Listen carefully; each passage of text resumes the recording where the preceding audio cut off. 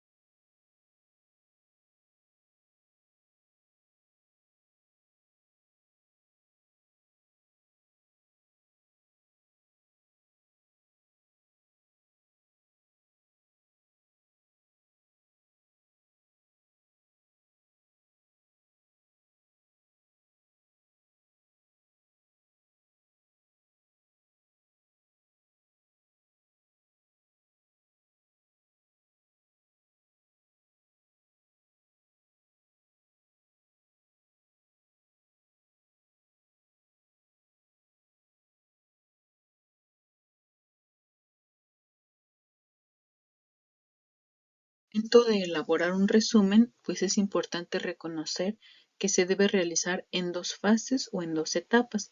Primeramente tenemos una etapa de comprensión, que es el análisis del texto a resumir. En esta etapa, pues nosotros vamos a hacer una lectura cuidadosa del texto y vamos a extraer las ideas más importantes.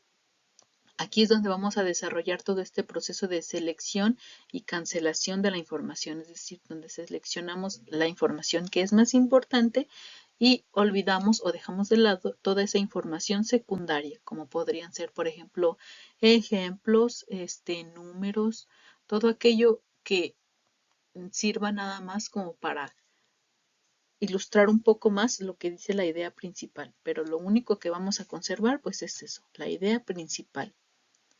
Enseguida tenemos una segunda fase, que es la fase de producción. Es donde hacemos la redacción del texto ya resumido. Aquí es importante señalar que vamos a utilizar algo muy importante llamado paráfrasis. Tenemos aquí algunos pasos para resumir de una manera correcta. Primeramente, hay que leer el texto tantas veces como sea necesario, hasta que lo comprendamos al 100%, y si es necesario tener con nosotros un diccionario al lado, pues eso nos va a ayudar mucho a que si tenemos alguna duda de vocabulario directamente la podamos consultar. Segundo, subrayar las ideas principales. Esto es bien importante para que no se nos pierdan y después, una vez que hayamos subrayado, pues comprobar todo lo que subrayamos y que tenga sentido y unidad, es decir, que tenga lógica lo que hemos subrayado. Como tercer punto, vamos a realizar un borrador con las ideas principales, pero utilizando nuestras propias palabras. Una vez que ya terminamos nuestro borrador, pues vamos a leerlo y a comprobar que el mensaje que me dio el texto igual se entiende en mi texto, en mi resumen. Y como último punto, pues vamos a redactar, ya lo hemos dicho, con nuestras propias palabras. Tiene que ser claro y preciso y las ideas principales tienen que estar bien enlazadas para que siga teniendo una forma de texto continuo, como lo fue el texto original, pues también tiene que ser nuestro resumen un texto continuo, no solo frases o palabras tiradas al azar. Y bueno, les hablaba un poco sobre paráfrasis. ¿Qué es una paráfrasis? Bueno, aquí tenemos una pequeña definición. Es un recurso que consiste en expresar con nuestras propias palabras un mensaje expresado previamente por otra persona. En este caso, si estamos leyendo un texto, pues por el autor. Como resultado, el mensaje puede ser completamente nuevo y diferente al original en cuanto a su forma, pero mantiene el mismo sentido y significado. Ejemplos de paráfrasis son, por ejemplo, la mentira tiene patas cortas. Y su paráfrasis sería, no es conveniente mentir porque tarde o temprano se sabrá la verdad. Entonces, en sí, ¿qué es la paráfrasis? Es decir una cosa con diferentes palabras, pero que siga significando lo mismo.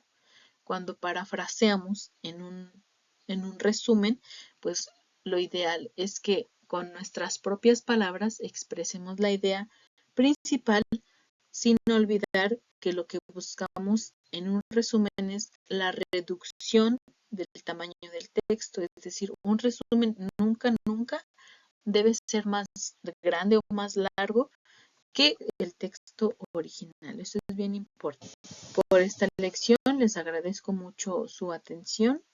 Recuerden que si tienen alguna duda, algún comentario con respecto al contenido, al curso o a cualquier cosa relacionada, pues estamos en contacto a través de los foros de dudas que siempre están activos en todas las lecciones o directamente en el grupo de WhatsApp o ya sea por mensaje directo. Agradezco mucho de nuevo su atención y nos vemos en el próximo video.